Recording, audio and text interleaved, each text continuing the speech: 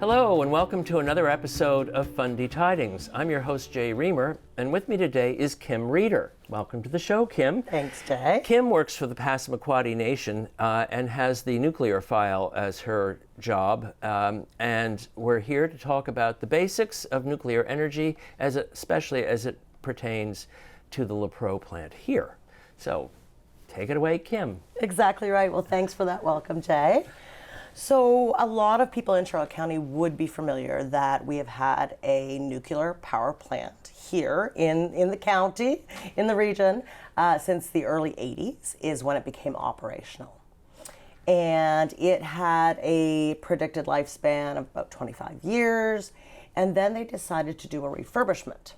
That took longer than they originally thought, and it went over budget, as did the original project. But then they've had it working again, and now they're at the point where they would like to probably refurbish this one again. As well, they're actually considering building a whole new plant. Mm-hmm. So why, right? Because lately, I mean, you've probably seen some headlines about LaPro mm-hmm. in like the Telegraph Journal. Yep. Or in the Courier. And those headlines, they're usually related to what at LaPro?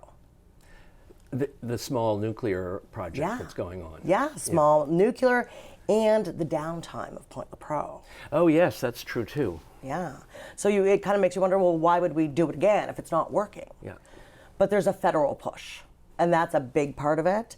I think it was back in 2018, the feds came out and they said, we want to do small modular nuclear, and they did a plan and they did a roadmap, and then I guess the next step as a federal government, you say, well, where, right? Well, in Canada, there's a couple of places. There's Ontario that has the vast majority of nuclear in Canada. Quebec used to have some, they've shut those down. And then where else? New Brunswick. We're the only other place. So it would make sense, legislatively and license-wise, I guess, to offer that opportunity here. Mm-hmm. So the feds talked to, the province, talked to NB Power, and, conversations they develop. And so that moved on, and over those kind of intervening years, because 2018 is a long time ago now. Yes, right. It doesn't feel like it is, but it is. So in the intervening years, New Brunswick actually invested about, I think it was almost $130 million in small modular, specifically two companies. One was Arc Energy Canada, and the other one was Moltex. So Moltex has since become bankrupt.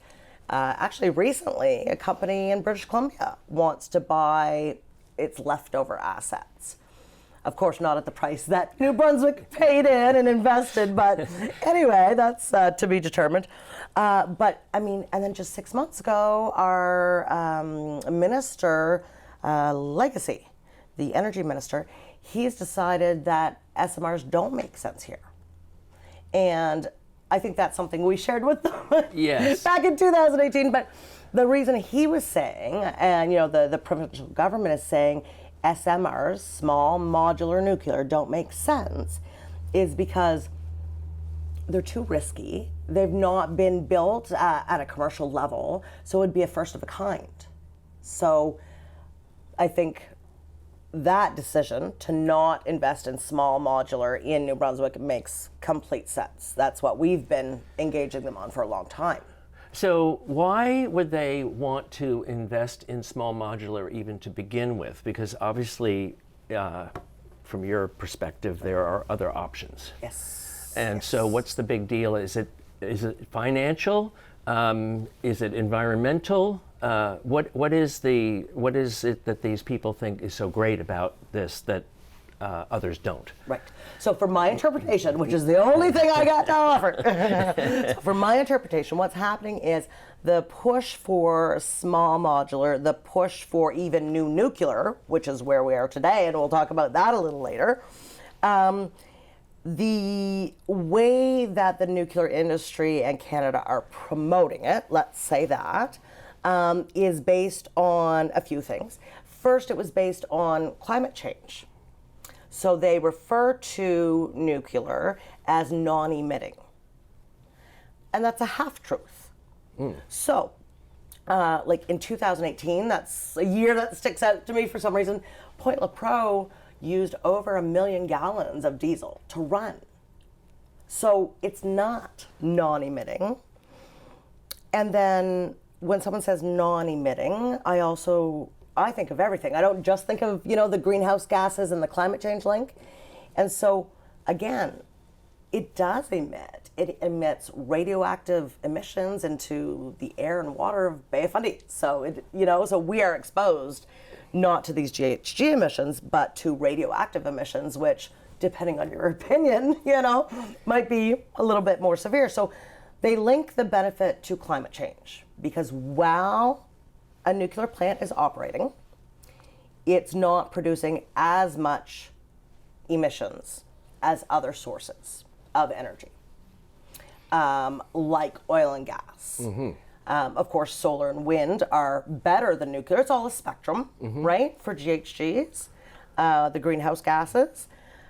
But the other part, the reason I don't really buy that reasoning is because nuclear takes so long to build. So if we've got commitments for 2030, international commitments Canada's taken part of, or for 2050, with nuclear, we can't actually meet those commitments because it takes too long to build. I see. More recently, though, with our neighbors down south, there's become another argument being used for nuclear, which is energy security. So in Canada, the nuclear plants that we have here, they, most of them and all of the commercial ones, like that go on the grid for your and my electricity, they use unenriched uranium. So uranium from the ground, they don't concentrate it. They have processes they go through. They got to break up a rock and they make it into pellets, but they don't enrich it. So that's something special that Canada has that other countries don't have. So the energy security reasoning comes into play. But, so here's the myth, and now I'll bust it. So my busting of the myth is that, for instance, the new plant that's currently being built in Ontario, they refer to it as kind of jargon. We all have initials, but they refer to this new small modular plant as a BWRX. Right? So anyway, that's what we all call it. We've all agreed to call it that. So, but it uses enriched uranium. So the energy security argument goes out the door because we actually, in Canada, currently don't have the ability to power this thing. So we have to purchase from someone who has enriched uranium. Oh. Yeah. Yeah. Or use alternative sources of energy, which we don't have enough of. Right, right. But the world, like globally, the world is ramping up because that's the thing with some of these alternatives that we do have, the solar, the wind, they are cheaper than nuclear, but they're also much faster to build. Yeah. And the thing I also like about those technologies is that many more people can participate. Right? So when you think of solar, you could choose to have it on your house. Yeah. Can you choose to have a nuclear power plant? Right? So it's more distributed to the people and the benefits are more distributed too, right? So that's there's so many reasons that wind and solar make more sense as far as like a social justice way as well. Yeah. Well, I had heard after all of this business about the Gulf of Hormuz came to light, and people began to realize that, they do cut off quite a lot of the oil. Yeah. But behind the scenes, I hear that Europe especially is more quickly adapting to alternative sources, like they're ramping up the solar power and the wind power, and it seems to make sense to me just because from a risk perspective, they have less risk to us, and they're renewable.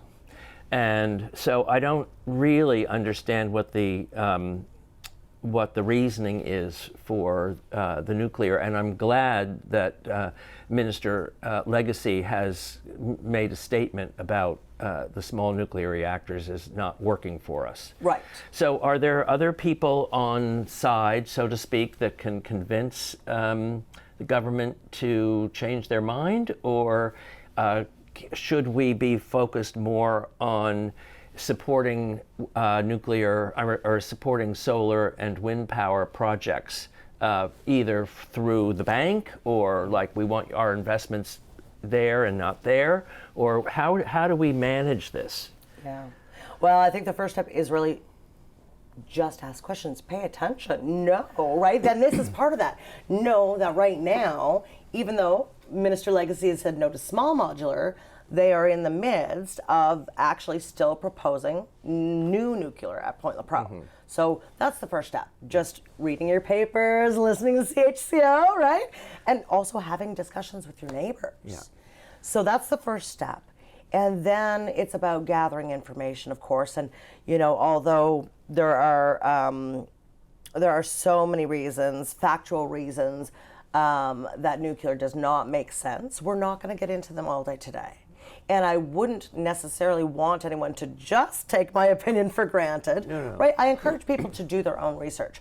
But the nuclear industry really has grown out of a security type environment, because that's what it was first made for, right? Mm. Like Canada's tie to nuclear was the Manhattan Project. Mm. So it's kind of in this ivory tower. So it is hard to find unbiased information. So even though I don't want nuclear, I am trying today to just provide, like, you know, information. Some information, yeah, and some questions others could ask. Yeah.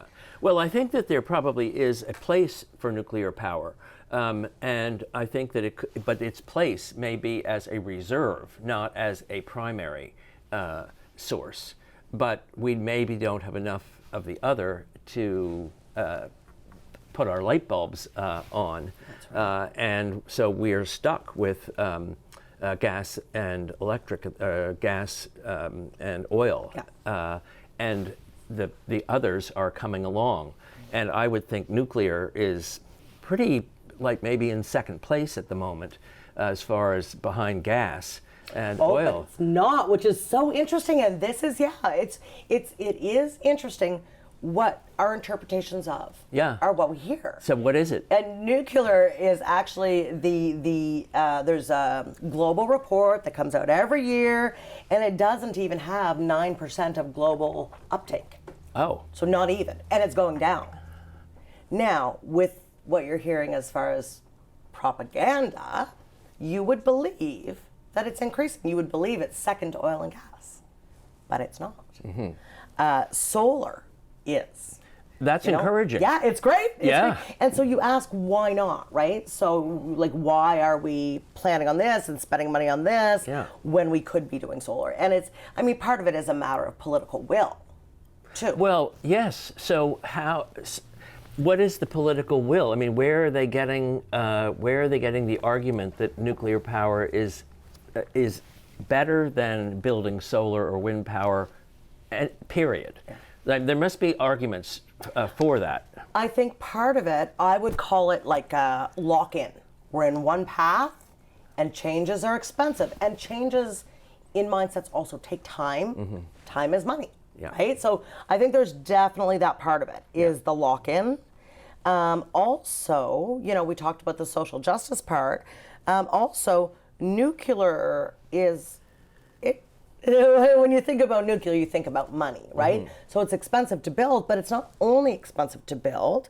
You've got huge bodies of regulators, huge industry, and the types of skilled work that are required, those types of jobs get paid well. Mm-hmm. So I think there is an interest in it because of that, the exorbitant amounts of money attached to it.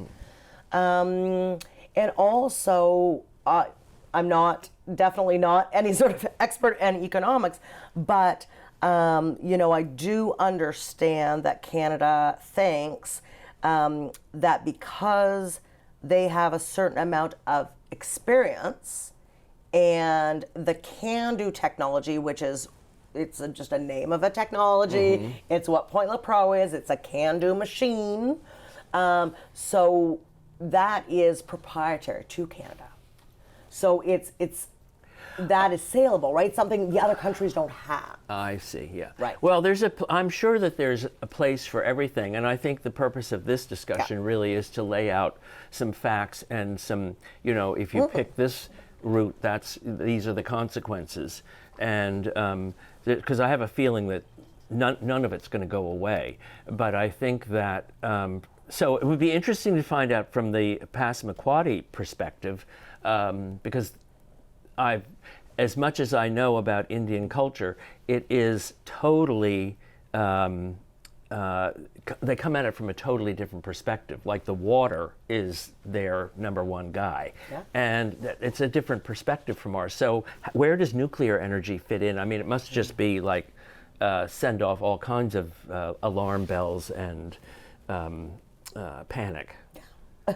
Well, my interpretation, because I work for the nation, but I'm not Passamaquoddy. Right. But my interpretation is, yes, of course, you're right. Of course, it does not align in any way with the values as you and I understand them without understanding them very in depth, right? Yeah. Like just what we associate with the Passamaquoddy people here we know. Yeah. We would never think that nuclear fits with that type of thinking and living and being, right? And so good example. Let's take water, right? So in the language, and I hope I pronounce it right, but I'm always going to try because I want all of us to be trying. Is Zamagwan.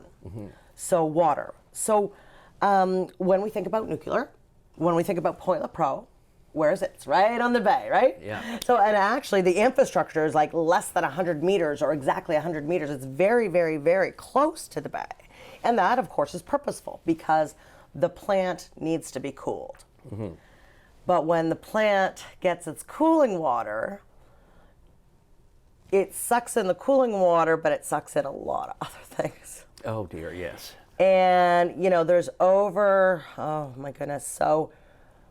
900 million marine fauna, so like all kinds of different animals, right? It's not just crabs or it's not just, herring eggs, but over 925 million of this marine fauna in 1 year.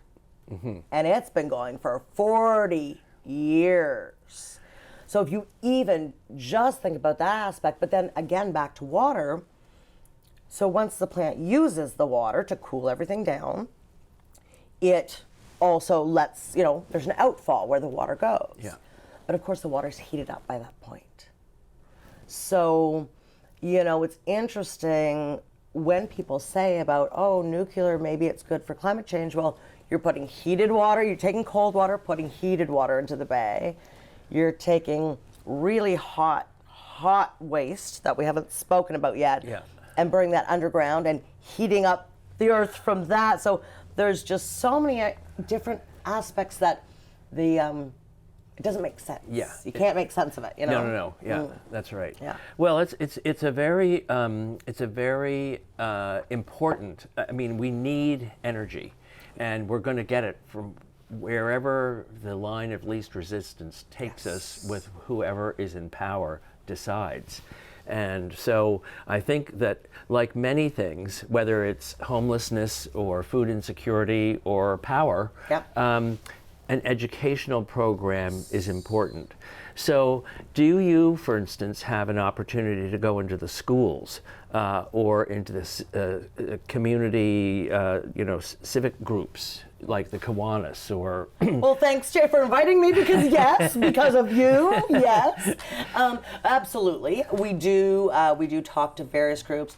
We, most of, and it's interesting you actually bring this up because most of our interactions, because it's we're talking about nation to nation here, right? Yeah, yes. So most of our interactions have been with the federal group who regulates it, the Canadian Nuclear Safety Commission, or with New Brunswick, or with NB Power. But, you know, we're also keep reminding ourselves that those conversations, they actually really don't go so far, right? Yeah. The big institutions take a lot of time to turn. Yeah. So if we were talking more to our neighbors, Yes. and to, you know, then we actually might have a more educated group of people who knew and formed their own opinions, and then could, you know, influence government.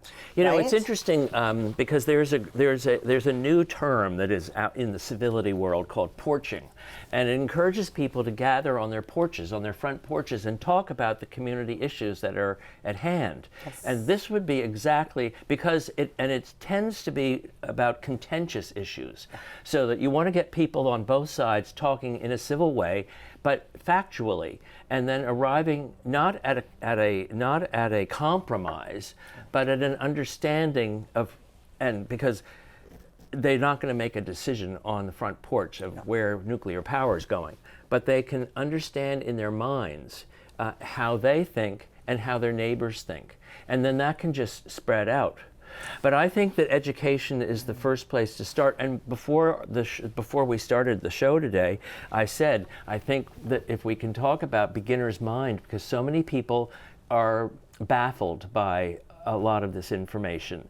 So is there a resource that people could go to become better educated, where factual information is available on all of the different sources of power and what the consequences of using this, that, and the other thing are? Because there are going to be long-term consequences to using all of them.